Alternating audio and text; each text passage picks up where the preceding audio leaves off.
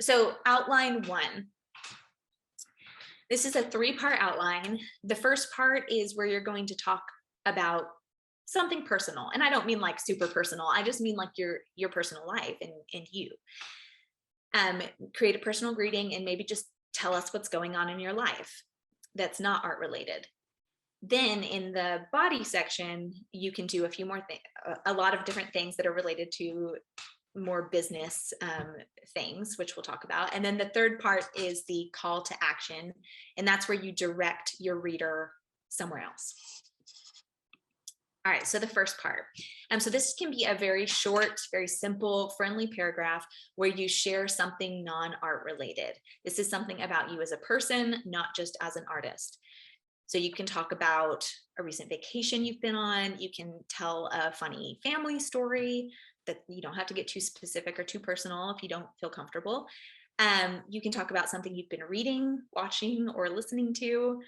If the audience is local, you can talk about a new place where you've eaten or visited, a new gallery you've gone to, art that you've seen, a mural, whatever it is. Just talk about something that's happened to you recently to sort of connect with them on a human level before going into the more business related things. Now the body, so let me preface this by saying a newsletter is a unique document, especially if you've worked with me before, where every other document that we've talked about needs to flow like one section to the other. That needs to all make sense together. A newsletter can be choppy because you can have distinct sections within the formatting of your email that are talking about different things with headings that sort of alert the reader to what that section is going to be about. So in your body portion, you could actually select up to 3 distinct topics to talk about. And these topics can be recurring topics that you talk about every single newsletter, or it could just be, okay, every newsletter I talk about 3 topics or 2 topics, and I'll pick different topics. So you can sort of choose if you want it to stay the same or if you want it to switch out. But I will say, again, sort of when we're talking about the length, whatever amount of topics that you decide to cover, make sure that you can do that consistently. Because again, consistency is the #1 thing with these things. So if you decide like, okay, I'm gonna do these 3 topics, is that something you can handle doing every month? Or should you just pick one?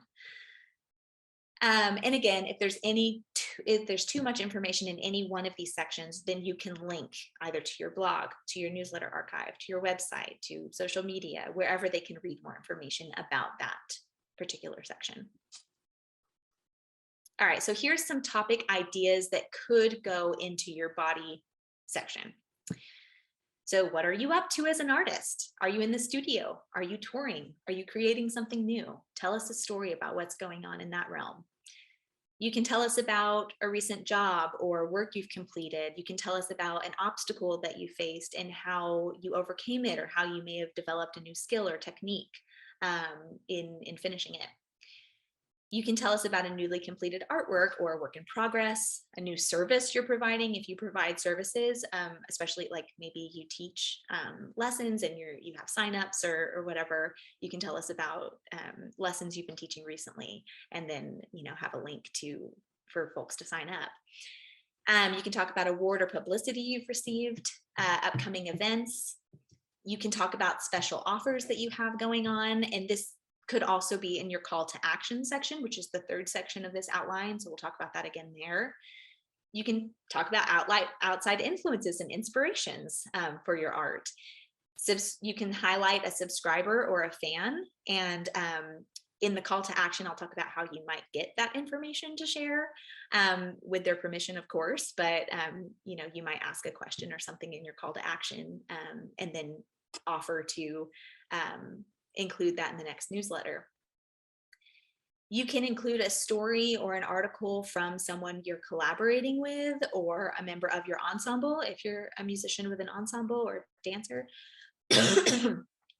And you can include educational content. So if you are an educator, if you want to include some tips in every newsletter, that would be great. If you, like for me, if I wanted to give writing tips or something like that, that would be appropriate. If or it could be out of your wheelhouse altogether. So let's say you're a photographer, you could give photography tips, or maybe you like cooking a lot on the side and you want to share a new, I don't know, spaghetti recipe or something. You can do that too. It doesn't have to be solely in your wheelhouse. Maybe, if you're an avid, gardener or whatever, you have a little, gardening section or whatever. That's why this is so fun. As long as you feel like you're an expert enough in that area to do that consistently, I think that it's appropriate in your newsletter as like a fun addition. Yeah, just ask yourself what your audience would be interested in. I guess I should definitely say that too. So the third part of this section, so after you have your personal paragraph, then like 1 to 3 sort of topics in your body section, then you would have your call to action section. And this is the most critical part of your newsletter because this is what's going to get subscribers to act. So you should only include 1 main call to action per newsletter. Now that doesn't mean you can't have more links in your newsletter. You absolutely can. But I would end your newsletter by saying like a very clear, like directing them to somewhere very clear. So you can ask them to join you on social media. You can ask them to vote in an online contest, write a review. You can give them a survey to participate in, which then you could use those survey results in a newsletter if you wanted to. You could give them a free download, invite them to an upcoming event, initiate a game, a contest, or a giveaway, or ask a question. And if you ask a question, you could offer for that to be featured in the newsletter. In terms of the game or contest or giveaway, this could really be a number of things. And if it's something that you want to do on a recurring basis, I think it's fun for your subscribers, but you don't have to do it either. But let's see, I had some ideas here written down. So you could do a contest, like you could have like the first 3 people who respond get a free download or a free image or something like that, or a poster, a t-shirt, admission to an event, etc. Or it could be a game that you play for one of those things. Or it could be something completely random. I read when researching for this that one artist held a contest for a pair of his old Adidas sneakers, and he got incredibly high engagement, like the highest engagement he'd ever gotten for people trying to win his shoes. And someone did win it and got his Adidas sneakers. So it could really be a number of things as long as you think it would get your audience engaged. All right, so let's look at an example of this. So the examples that are linked in the newsletter and the examples here, there's no like perfect paragon of the perfect newsletter. So when we're looking at these examples, I'll talk through like what I think it does well, and then what I think maybe could improve the engagement a little bit. So this is a very clean, well-written newsletter. It's from a dance instructor named Charles Ogar. And basically he starts out by just like what he's currently doing. So current state of mind, he's traveling for work. He's talking about classes that he taught, and also sort of things that have been interesting to him recently that he's looking forward to look more into. So like here in this last paragraph, I've also been curious to explore the histories of BZ and UK. It seems like there are similarities and differences between Zemba and Samba. And so he wants to look more into those differences.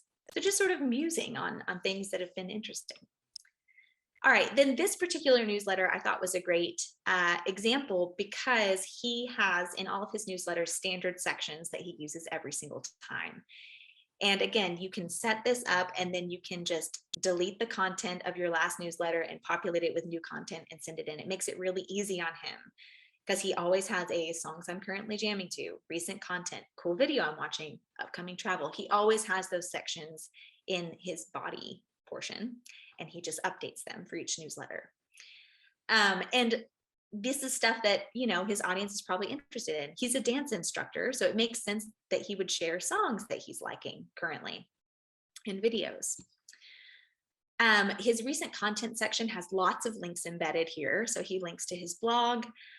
He links to some resources that he's put together. So recommended tools, products, and resources to survive and thrive at your next dance event. So there he's reaching out to, fellow dancers with some resources he's developed. And then an infographic he's linking to, and also sort of, some writings that are more in line with his sort of musing sort of style, the blogs, and then the piece of content he has at the end. All right, upcoming travel. People would be interested, especially if he's coming, near where they live. I'm sure that they'd want to know that he's coming. If the list was much longer than this, then you could always link at the bottom to your full events calendar on your website. Then he always includes a photo of the week there with a caption saying what he's been doing. And then a question of the week to sort of prompt engagement. And I think this here is his main call to action in each of his newsletters. He has several because he has all those links. He has his past newsletters linked, and then he asks for feedback there at the end, but his question of the week seems to be his biggest call to action here at the end. And then he just signs off. So it's a really solid newsletter. I think what it does well is those consistent content sections, because that makes it to where his subscribers know what to expect. And I'm sure a lot of the subscribers go to this email to see what music he's, maybe, there's a large portion wants to know what music he's suggesting. Maybe there's another portion who's just interested if he's coming because they, have students that they're teaching that they want him to drop in and teach a lesson to, or something like that. So he knows sort of the segments of his audience, and he's giving them information that will benefit them. The personal intro, I think, is really good here. He gives one that is work adjacent, so it's not completely personal, but it's it's his musings about the dance world. So it doesn't have to be completely personal. It can be sort of hybrids. Maybe sometimes they're personal, maybe sometimes they're more business related. And then his call to action section is there and good, but I think I would suggest making it clearer that it's one call to action there rather than sort of segmenting it among many possible paths that the reader could go. Just because it's been shown that if there's more than one option there at the end, that they'll do nothing. They'll just close out. So if you have one clear path for them to go, and it doesn't have to be the same path every time. Actually, every newsletter, it would be great if there were different things that you were asking them to do. But yeah, I think, you don't want them to just be like, well, that's a lot, and just close out.